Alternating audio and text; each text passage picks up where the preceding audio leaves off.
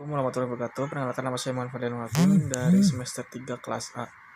Di sini saya akan mereview jurnal hukum pidana lanjutan pertemuan yang kelima yang ditulis oleh Fitri Wahyuni, Fakultas Hukum Universitas Islam Indragiri, dengan judul Sanksi Pidana Pemerkosaan Terhadap Anak Menurut Hukum Pidana Positif dan Hukum Pidana Islam.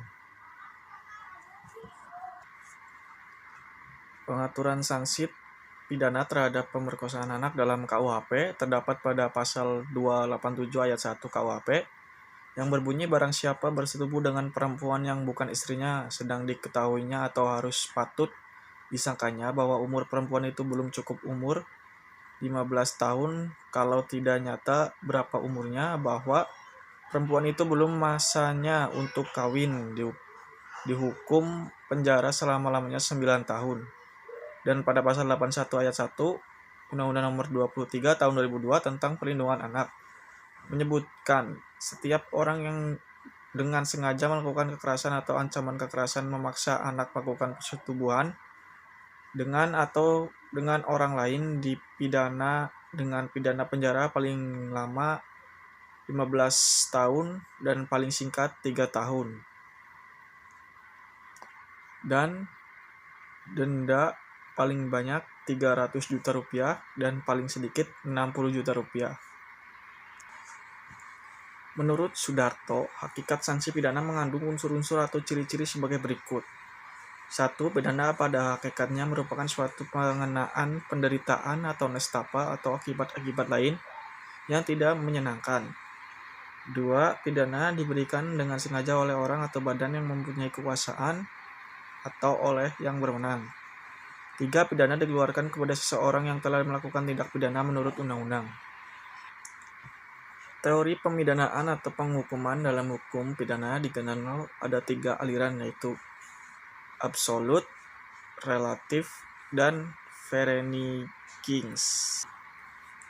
Sumber bahan dalam kebijakan melakukan pembaruan dan penyusunan delik-delik baru diambil antara lain dari 1a. Masukan berbagai pertemuan ilmiah, yang berarti juga dari berbagai kalangan masyarakat luas.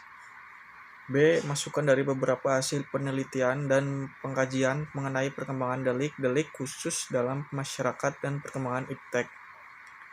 C. Masukan dari pengkajian dan pengamatan bentuk-bentuk serta kejahatan dalam pertemuan-pertemuan atau kongres internasional. D. Masukan dari berbagai konvensi internasional, baik yang telah diratifikasi maupun yang belum diratifikasi. Masukan dari hasil pengajian perbandingan berbagai KUHP asing Arif 273 sampai 274. 1. Dipidana karena melakukan tindak pidana perkosaan dengan pidana penjara paling lama 12 tahun dan paling singkat 3 tahun. A. Laki-laki yang melakukan persetubuhan dengan perempuan di luar perkawinan.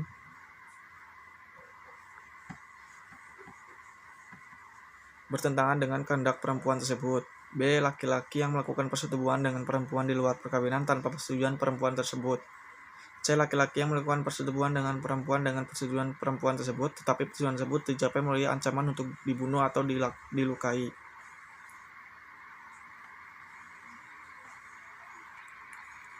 2. Dianggap juga melakukan tindak pidana perkosaan jika dalam keadaan sebagaimana dimaksud dalam ayat 1. A. Laki-laki memasukkan alat kelaminnya ke dalam anus atau mulut perempuan.